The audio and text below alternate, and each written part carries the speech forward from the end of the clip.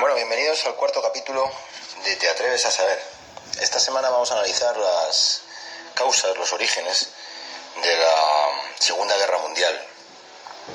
Algo de lo que se han escrito ríos de tinta y se han realizado miles de películas para que nadie tenga la versión que voy a contar yo hoy.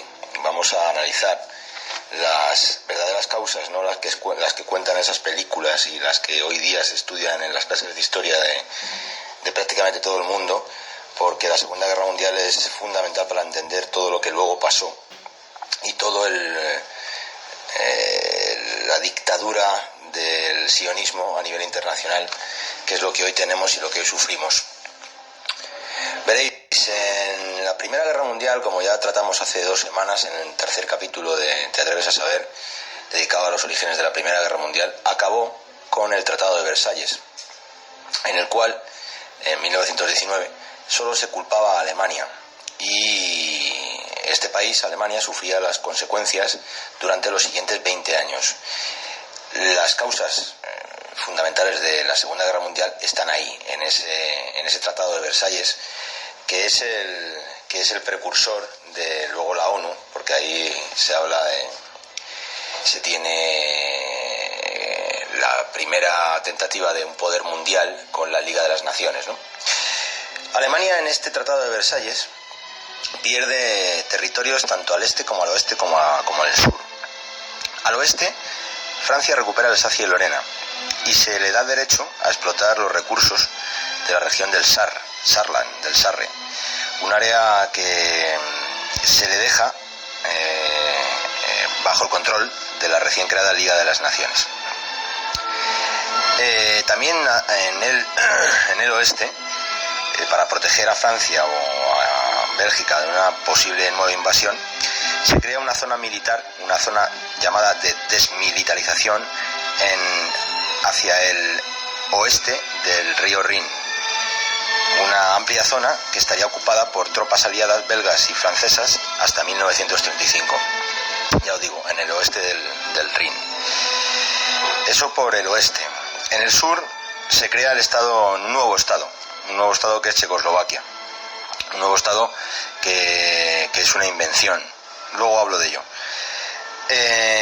Y Austria también sale del Reich alemán. Al este, Alemania pierde toda una región que se le da a Polonia, que es la región de Prusia Occidental. Prusia Occidental, territorio polaco, a partir del Tratado de Versalles, que divide a Alemania en 2 mitades. La otra mitad al este de esa zona, al este de Alemania, separado de Alemania por Prusia Occidental, que ahora ya os digo que es polaca, se le posibilita a Polonia tener acceso al mar Báltico. Pues al este se deja una franja alemana, que es Prusia Oriental, separada del Reich. Y en el oeste de Prusia Oriental, oriental, queda la ciudad de Danzig como un estado libre que, era un estado fundamental porque es territorio portuario y zona de bastante comercio de la región. Todo esto queda prácticamente en manos polacas, porque los polacos son los que, aunque la Liga de las Naciones lo declare un territorio, un estado libre y soberano, los polacos son los que controlan esta ciudad libre de Danzig. A su vez se reduce el ejército alemán a 100.000 hombres. Este Tratado de Versalles también exige a Alemania que destruya su armamento pesado. Desmantelan toda la aviación, todos los submarinos. Además, como os decía, de aceptar la culpa por la guerra y pagar las pertinentes reparaciones. Esto deja a Alemania destruida, con un enorme desempleo y con la obligación de satisfacer las demandas de los aliados, que le exigen 6.600 millones de libras al pueblo alemán. Pero la historia sigue y tras el Segundo Reich, Alemania se convierte en una república, la República de Weimar. Y bueno, pues leer la historia quien queráis, buscar información sobre esa época, pero en la República de Weimar, pues bueno, el desempleo llega a más de 7 millones de personas, el marco alemán es devaluado como no se ha visto jamás en la historia, una devaluación similar, Hay imágenes famosas en las que los alemanes hacen colas para conseguir pan con carretillos, literalmente carretillos de marcos. El marco no valía nada. Todo esto desemboca, resumiendo rápidamente, en que en el año 33 llega al poder Adolf Hitler con el Partido Nacional Socialista. Llega al poder mediante unas elecciones. Él gana las elecciones y del 33 al 39, esto quiero que lo cojáis con pinzas, pero que lo estudiéis por vuestra cuenta, porque esto es historia, no lo mencionan jamás en las causas de la Segunda Guerra Mundial.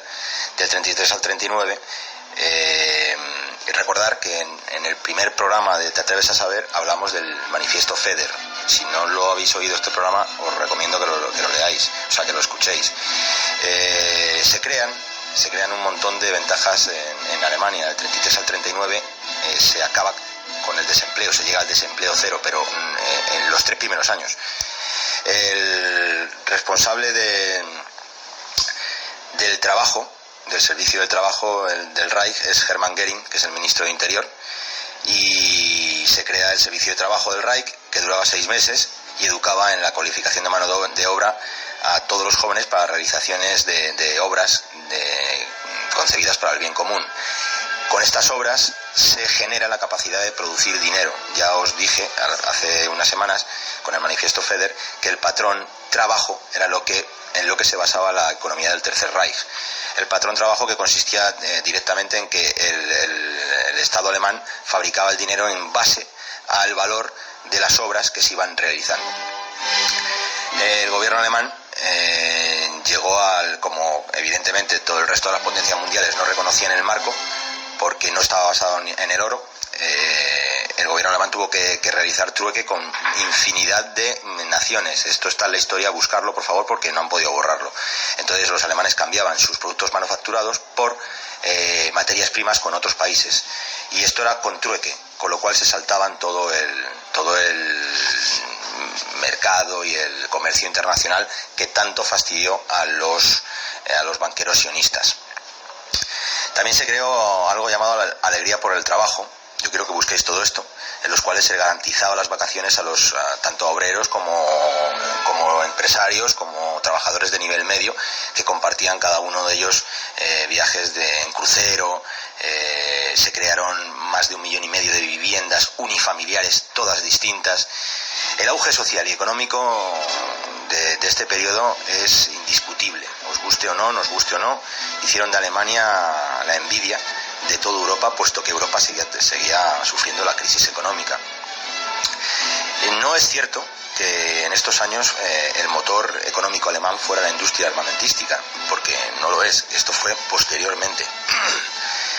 Hay otra parte que también tiene que ver con los orígenes de la Segunda Guerra Mundial, y es cuando Goebbels declara la prohibición de la usura y se ejecuta de forma ejemplarizante a distintos entes, personajes que seguían ejerciendo esta usura, y la mayor parte de ellos eran judíos.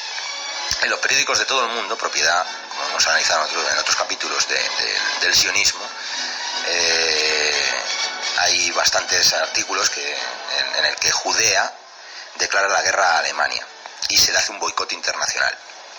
Los grandes periódicos son expropiados en Alemania de las manos judías, los magistrados, que en su mayor parte eran judíos, son cambiados, y Alemania empieza, como os decía, a trabajar en base al patrón trabajo. Ya os digo, en 3 años acaban con el paro, la tecnología alemana es envidiada en todo el mundo, y bueno, si no me creéis, buscar por vuestra cuenta y escuchar los últimos capítulos de Te atreves a saber. Esto os puede dar una idea del por qué se buscó la guerra con Alemania, porque en la Segunda Guerra Mundial, aunque los libros de texto en todas las escuelas, yo estudié con ellos, igual que seguramente muchas y muchos de vosotros, hablen de que Hitler fue el que provoca la Segunda Guerra Mundial, aquí tenéis un poco realmente las verdaderas causas, ¿no? Una Alemania económicamente floreciente, una Alemania con cero de desempleo, una Alemania en la que no había lucha de clases, sino que todas las clases trabajaban al unísono, y el país avanzaba a pasos agigantados, una Alemania en la que no había el patrón oro, una Alemania en la que no existía la usura, una Alemania en la que Adolf Hitler, bueno, esto fue durante también la época de guerra, Adolf Hitler encarceló a 4 de los tipos más sospechosos de querer un nuevo orden mundial, que son 4 de los familiares de la familia Rothschild.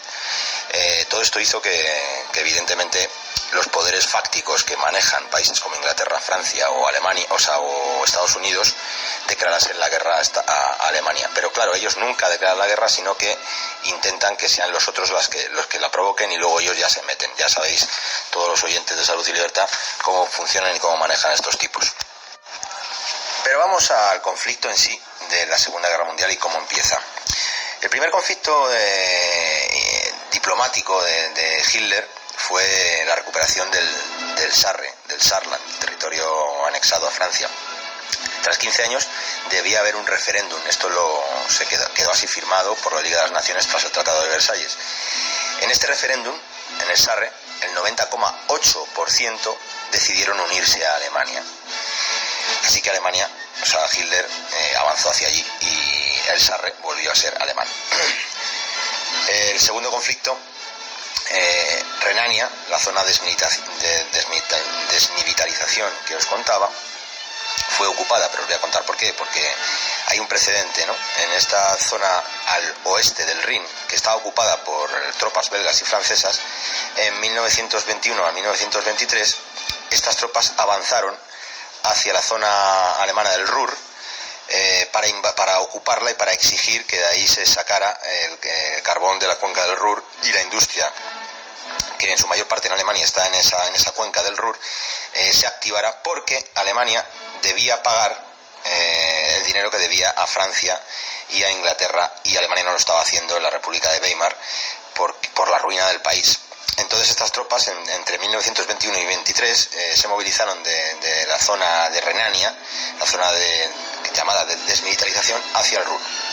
Esto desembocó en 1925 en el Pacto de Locarno, que si no lo sabéis, lo firmaron Francia, Bélgica y Alemania con Weimar, y Weimar reafirmó lo que estaba escrito en el Tratado de Versalles, es decir, que las tropas franco-belgas siguieran ocupando la zona de Renania.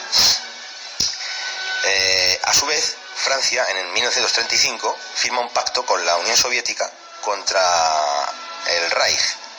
Esto fueron 10 años después, pero eso, en 1935, 10 años después del Pacto de Locarno, Hitler se dio cuenta de que ya se habían ellos mismos cargado el propio Pacto de Locarno, así que el 7 de marzo de 1936 manda sus tropas a Renania, cosa que no gustó ni a Francia, sobre todo a Francia, ni a Bélgica y a Inglaterra mucho menos. Por otra parte estaba el asunto de la desmilitarización y el desarme que se firma en el Tratado de Versalles. A Alemania se le exigen tener 100.000 hombres, pero esto no acaba ahí, sino que en Versalles también se firma un tratado de desarme global que solamente cumple Alemania. Alemania, para que os hagáis una idea, llegó a esos 100.000 hombres, 0 aviones, 0 submarinos y 15.000 hombres en las fuerzas navales. Sin embargo, desde 1919, que es el Tratado de Versalles, Francia aumenta sus fuerzas terrestres, Estados Unidos e Inglaterra sus fuerzas aéreas y navales, financiados por la banca sionista, y los aliados tienen, cada país, el que menos tiene 12 veces los efectivos alemanes, sin incluir a la Unión Soviética, que tiene 97 veces los efectivos alemanes en el año en que Hitler entra al poder, que es 1933. Como veis, todo esto estaba desproporcionado. Hitler, cuando llega al poder, propone 6 veces el desarme global mediante el Tratado de Ginebra. Esto está en la historia, buscarlo. Adolf Hitler, el malo de la película, propone 6 veces el desarme mediante el Tratado de Ginebra, pero nadie le hace caso y nadie le para bola, por supuesto. Y como no le para bola a nadie, como su propuesta fracasa 6 veces, Adolf Hitler se empieza a rearmar. ¿Cuándo? Pues en 1936. Ahí es cuando empieza él a rearmarse. Y bueno, pues lo que la historia cuenta como la incorporación de Austria, por ejemplo, esto es otro conflicto, en el sur de Alemania, pues no es realmente una incorporación de Austria, porque Los libros hablan de anexión, pero vamos a explicarlo. Veréis, hasta la guerra prusiana-austriaca de 1866, Austria estaba unida al Primer Reich, el Sacro Imperio Romano-Germánico. Tras 1919 y la derrota de la Primera Guerra Mundial, se anula el Segundo Reich y el Imperio de los Habsburgo se disuelve. Los Habsburgo se quedan en Austria. Y esto sucede hasta 1933, que surge en Austria una dictadura. Una dictadura que niega un referéndum que llevaba desde 1919 hasta el 33 sonando, que era la incorporación a Alemania de nuevo por parte del pueblo austriaco, que sí lo quería. El referéndum tiene lugar en 1933 y el dictador austriaco, Dollfuss, que había prohibido sindicatos y partidos, hizo un referéndum un poco extraño, porque en el referéndum solamente podía poner no a la incorporación. El que quisiera poner sí a la incorporación de los austríacos con los alemanes tenía que fabricar sus propias papeletas. O sea que imaginaros el tal Dollfuss, el dictador austriaco, pues que como hizo este. En 1934 Dollfuss muere y le sucede Kurt Schunig, que intenta detener de nuevo la incorporación de Austria al Reich. Antes os hablaba del referéndum, que solamente tenía una papeleta, que era la del no, y me equivoqué, no fue Dollfuss sino Schuschnigg, que en marzo de 1938 anunció este referéndum con 4 días de antelación y solo se podía votar en contra. Todo esto llegó a los oídos de Goering y Hitler, que estaban bastante atentos. ¿Por qué? Pues porque Hermann Goering, el ministro del Ministerio del Interior del Reich, del Tercer Reich, vivió en Austria en toda su juventud, y Hitler, de hecho, era austriaco, era natural de Braunau. Y los dos avisaron a Schuschnigg de que no podía hacer esa manipulación, de que el pueblo austriaco quería prácticamente por completo anexionarse a Alemania, y bueno, Schuschnigg no hizo ni puto caso, y por esto Hitler mandó a las tropas alemanas que marcharan a Austria, hacia Salzburgo, Linz e Innsbruck, donde son recibidas con aclamaciones por todo el pueblo austríaco. De esto tenéis documentos, todo lo que queráis y más. Al mismo tiempo, las tropas austríacas entran en Múnich, en Dresden, en Stuttgart y en Berlín, como señal de que no era una conquista, sino una reunificación pacífica. Todo esto sucede en marzo del 38. Y Hitler llega a Austria y promete que en menos de un año, va a haber un referéndum como Dios manda, en el que el pueblo austríaco decidirá su futuro, si se quiere anexionar o no a Alemania, y este tiene lugar en abril de 1939, y agarraos, el 99,73% de los austríacos vota por la incorporación al Tercer Reich alemán. Otro de los conflictos que antecede la Segunda Guerra Mundial, y que es otra de sus causas, es que en Versalles, como os decía antes, se crea un estado ficticio, el estado que duró hasta hace bien poquito, el estado de Checoslovaquia. Checoslovaquia nunca había existido. Checoslovaquia se forma con los países de Chequia, parte de Ucrania y Eslovaquia, así como zonas fronterizas que son arrebatadas a Alemania, un territorio conocido como los Sudetes, que formaron 13 provincias de esta nueva República Checoslovaca. En este nuevo país, en Checoslovaquia, con un total de población de 6.700.000 checos, había 6.700.000 checos, 3.100.000 alemanes, 2 millones de eslovacos y 460.000 ucranianos. O sea, había más de 3 millones de alemanes. Y esos más de 3 millones de alemanes pedían la reunificación con el Reich. Los dominantes, por supuesto, eran checos y eslovacos, y las minorías, alemanes y ucranianos, fueron cultural y económicamente devastados en esa nueva República Checoslovaca. Desde mayo de 1938 el odio checo contra la minoría alemana va en aumento, y los alemanes de los Sudetes, de estos territorios, piden unilateralmente la anexión al Reich, y el gobierno checo decreta la ley marcial en las 13 provincias de los Sudetes. Hitler, al conocer todo esto, exige los Sudetes a Checoslovaquia. Todo esto redunda en que el 20 de septiembre del 38, en Múnich, los jefes de Estado de Inglaterra y Francia, Italia y Alemania están de acuerdo en que los Sudetes vuelvan al Reich, siempre y cuando estén mayoritariamente habitados por alemanes, así que de anexión ninguna. Y esto sucede, Alemania se anexiona a los Sudetes. El mundo ve como Alemania se va anexionando parte de territorio que perdió tras el Tratado de Versalles, y empieza a haber los pactos entre Francia, Inglaterra, etcétera, para intentar frenar a Alemania. Pero esto no es todo, porque el este de Alemania, tras el Tratado de Versalles, a la que hace grande de verdad es a Polonia, que se queda con un territorio inmenso en el cual se queda con toda una región alemana, que es como os decía antes, Prusia Occidental, que separa a Alemania en dos partes. Alemania, o sea, el Reich, de Prusia Oriental, que está al este de Prusia Occidental, que ahorita es de Polonia. Y en medio de Polonia, de Prusia Occidental y de Prusia Oriental, hay una ciudad, ya os dije, la ciudad portuaria de Danzig, que es de mayoría alemana. De mayoría alemana, vamos, que el 97% de la gente de Danzig es alemana y el 3% son extranjeros, sobre todo polacos. También hay un territorio al este de Prusia Oriental, no os perdáis con esto, Prusia Oriental al este y Prusia Occidental, es decir, Polonia al oeste, y más al oeste Alemania, o sea, situaos. Bien, pues al este de Prusia Oriental, también después del Tratado de Versalles, Alemania pierde el territorio, un pequeño territorio muy insignificante, pero que tiene un porqué que ya veréis, el territorio de Memel, que pasa a formar parte de como una especie de Estado libre, gobernado por la Liga de Naciones, con el control fundamental francés, hasta que Lituania se anexiona Memel en 1920.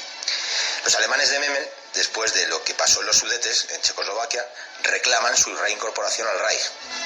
Y esta tiene lugar el 22 de marzo del 39, cuando Lituania cede Memel a Alemania con el consentimiento de los ingleses y franceses. Así que no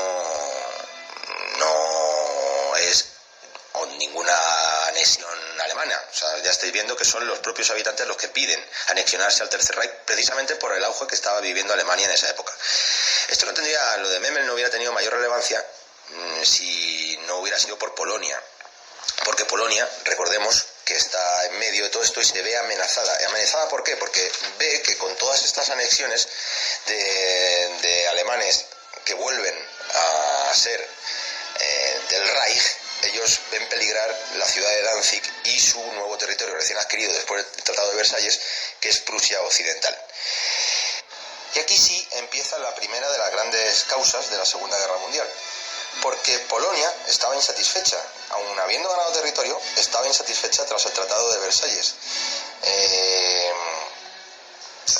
Por ello, Polonia, tras la Primera Guerra Mundial, comenzó a construir un ejército muy fuerte, aun a pesar de los tratados de desarme, y hasta 1938, Polonia, ese pequeño estado que nadie, bueno, pequeño no, entonces era muy grande, que nadie señala como causante de nada, hasta 1938 ataca a la Unión Soviética, ataca a Lituania, ataca a Alemania y ataca a Checoslovaquia, y se anexiona pequeños territorios de todos estos países. Polonia, ojo.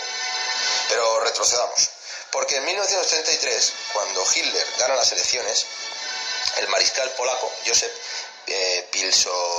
Pilsudski pide repetidas veces a Francia iniciar un ataque conjunto contra Alemania, y en 1934 firman un tratado de amistad germano-polaco que detiene esta tensión. O sea, las intenciones de Polonia no eran buenas. No obstante, aunque hayan firmado ese tratado de no agresión entre Polonia y Alemania en el 34, esto no dura demasiado.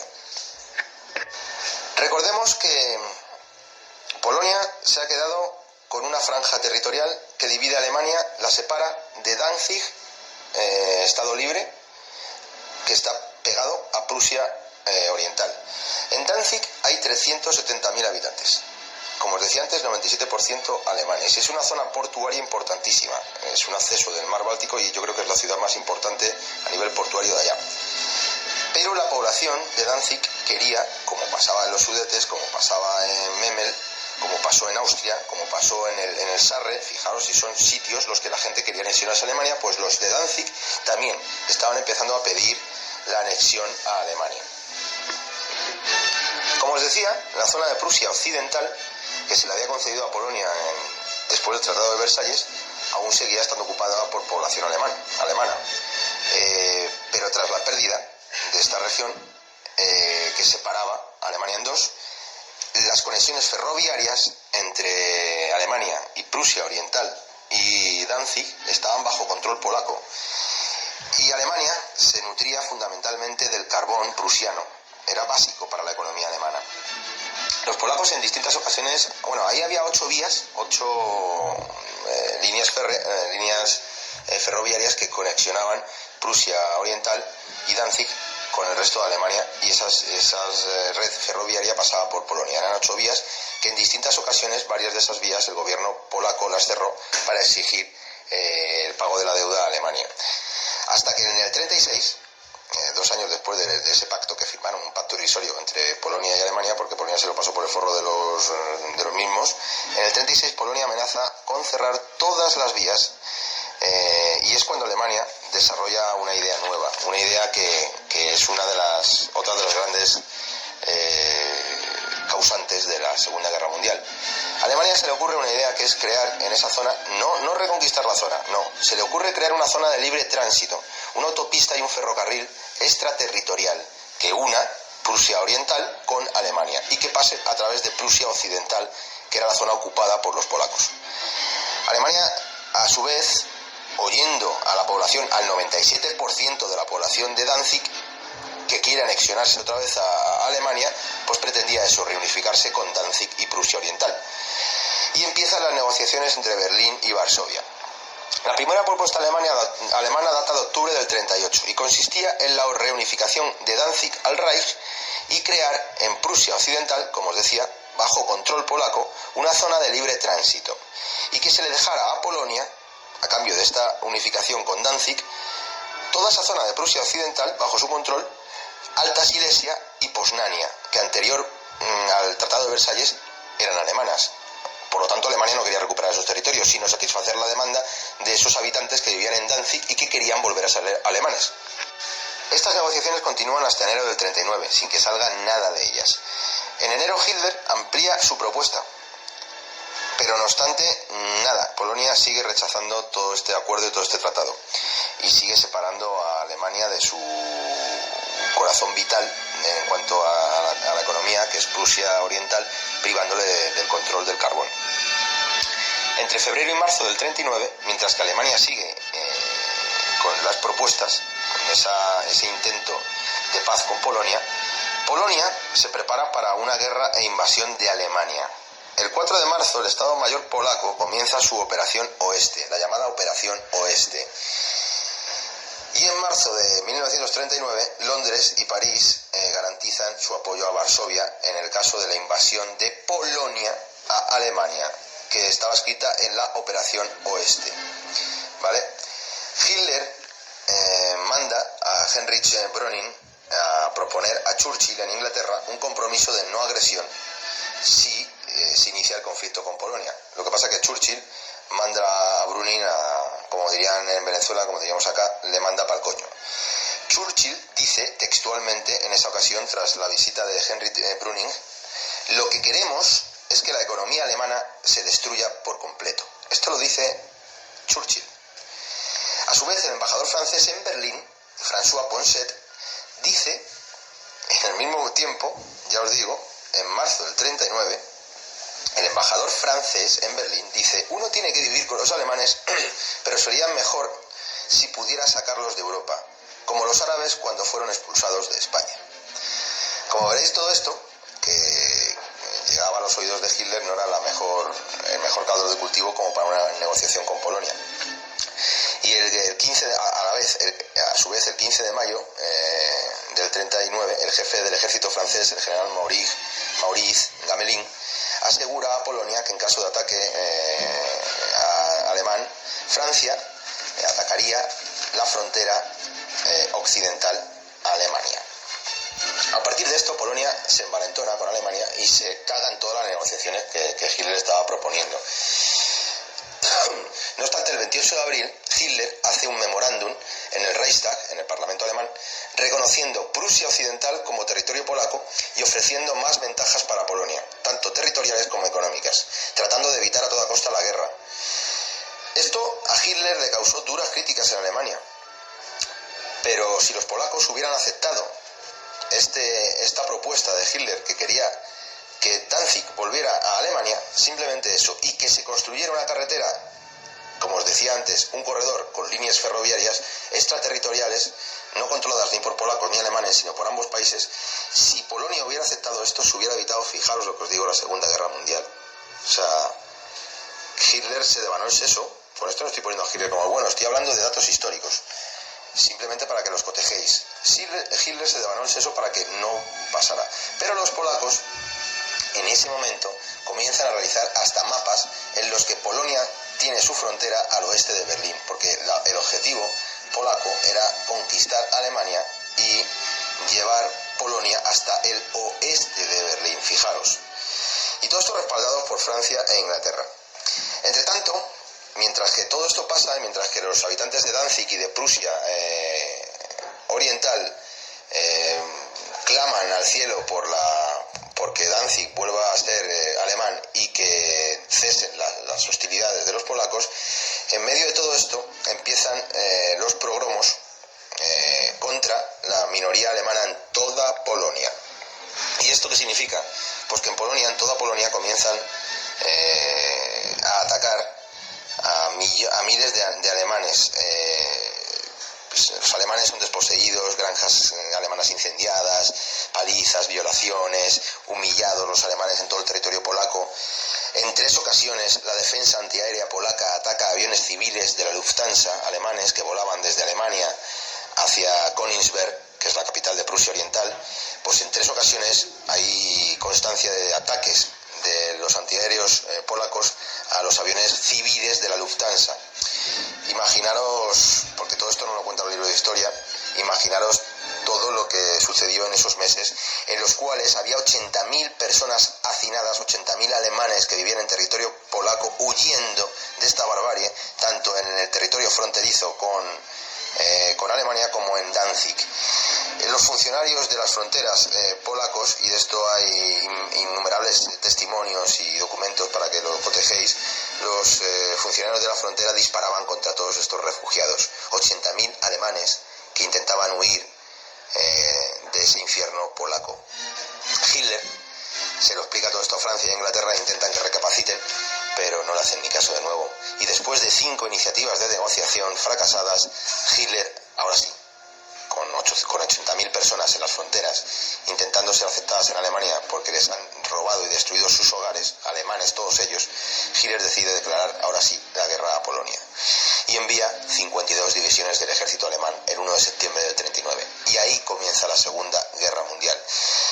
Los polacos no sabían del poderío alemán porque en 19 días tomaron Varsovia, pero bueno, eso es otro cantar. Entre tanto, quiero contaros algo anexo a todo esto, que es el papel que juega la Unión Soviética en este desenlace de la Segunda Guerra Mundial y en estos orígenes de la Segunda Guerra Mundial. Ya hemos tratado en distintos programas la figura de Stalin, el exterminio de su propio pueblo en el llamado Holodomor.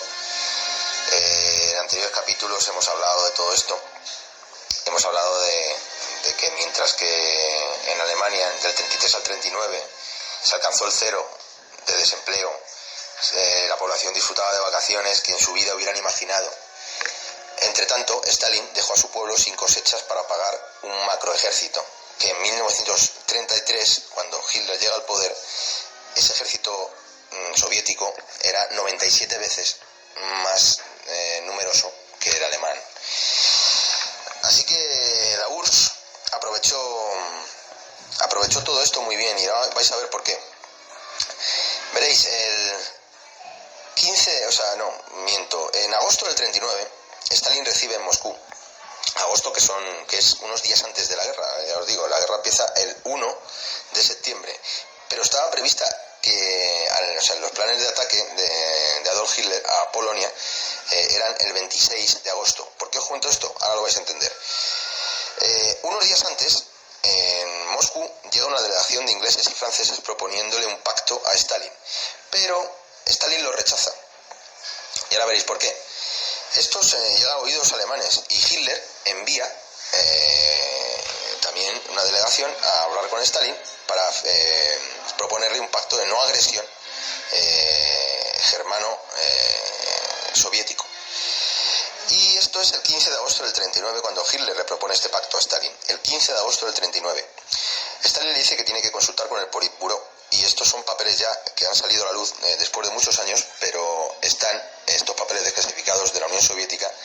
Y el 19 de agosto de Stalin, es el 19 de agosto del 39, Stalin, según estos propios papeles, convoca a su Politburó con la premisa de que tienen que hacer salir al gato de su bolsa. El gato es Alemania. Y es decisivo para ellos que Alemania entre en guerra con Polonia, porque ellos saben, al no haber firmado el pacto con Francia e Inglaterra, ellos sabían que si Alemania entraba en Polonia, los ingleses y los franceses iban a defender a Polonia. Bueno, más que defender a Polonia, porque en Polonia no llevaron sus efectivos, más que defender a Polonia, lo que iban a hacer es invadir Alemania por el lado occidental, es decir, por la frontera franco-alemana. En estos papeles, en esta conversación que tiene Stalin con el Politburó, le dicen a toda su gente que a ellos lo que les interesa es una guerra de larga duración entre los fascistas, los nacionalsocialistas, y los capitalistas, que son Inglaterra y Francia. Y que esa guerra dure mucho tiempo. ¿Para qué? Para dejar a sus enemigos exhaustos y luego entrar él. Así que convence al Politburó para firmar ese tratado de no agresión, ese pacto de no agresión con Hitler. Hitler les dice que si firman con Alemania, esto no detendrá a Francia e Inglaterra y ellos podrán permanecer un tiempo decisivo fuera de esta guerra para después atacar a toda Europa y hacerse con realmente los planes que era lo que desde la época de Lenin querían, ¿no? Que era tomar Europa con una revolución constante. Y el 23 de agosto del 39, Stalin firma el tratado ruso-alemán de no agresión. El 23 de agosto del 39. Hitler más adelante es traicionado, como veréis después. Pero, ¿qué os pensáis? Que el 23 de agosto, cuando Hitler obtiene su objetivo, cuando consigue su objetivo, que es el que si ataca Polonia, Rusia, es decir, la Unión Soviética, no le va a atacar. ¿Qué pensáis? ¿Que ataca inmediatamente Polonia? Pues no, Hitler no ataca, sino que vuelve a intentar la negociación con Polonia. Y acordaros, esto lo corrobora el hecho de que los primeros planes de ataque estaban fijados para el 26 de agosto y se posponen 5 días. ¿Por qué? Pues porque Hitler no ataca, sino que vuelve a intentar esta negociación con Polonia, aunque Polonia vuelve a mandarle pa'l coño. Y además ofrece un pacto de amistad a Inglaterra. También le vuelven a mandar pa'l coño. Ya sabéis cómo empieza la Segunda Guerra Mundial. Por supuesto, Hitler, que no encuentra respuesta ni de Inglaterra ni de Polonia, que tiene una crisis de refugiados alemanes, que hay una persecución mediante los progromos en toda Polonia a todos los habitantes alemanes, se ve obligado a entrar en Polonia y la toman 19 días, llega a Varsovia. Pero después de esos 19 días, al tomar Varsovia, vuelve a intentar la paz con Inglaterra y Francia. Tras aplastar al ejército polaco, vuelve a intentar la paz y le ofrece de nuevo a Polonia todo ese territorio que ha ocupado Alemania, se lo vuelve a ofrecer a Polonia con tal de que les dejen Danzig y ese corredor que era tan necesario para la economía alemana. No obstante, ya no hay marcha atrás y Francia Inglaterra, que han usado a Polonia para entrar en esa guerra, o mejor dicho, los poderes que manejan Francia e Inglaterra han usado a Polonia, igual que Stalin ha usado a todo el resto de los participantes en esta guerra. Esa guerra ya se inicia y no tiene marcha atrás. Para que os hagáis una idea, mientras que Alemania invade en esos 19 días Polonia y sabiendo que van a avanzar Francia e Inglaterra por el lado occidental, avanza hasta Francia, hay un impasse en la Segunda Guerra Mundial, en la que no hay apenas guerra. porque Alemania no mueve fichas. Mientras que Alemania no mueve fichas, agarraros, tenía el pacto con la URSS, ¿no?, de no agresión, mientras que Alemania no mueve piezas más que esa ocupación polaca y la ocupación francesa, porque si no eran los franceses los que ocupaban Alemania por el lado occidental, la URSS en ese intervalo de tiempo ellos sí invaden 6 países. Así que cuando os cuenten que la Segunda Guerra Mundial fue culpa de Adolf Hitler, por favor, después de que no me hayáis creído ni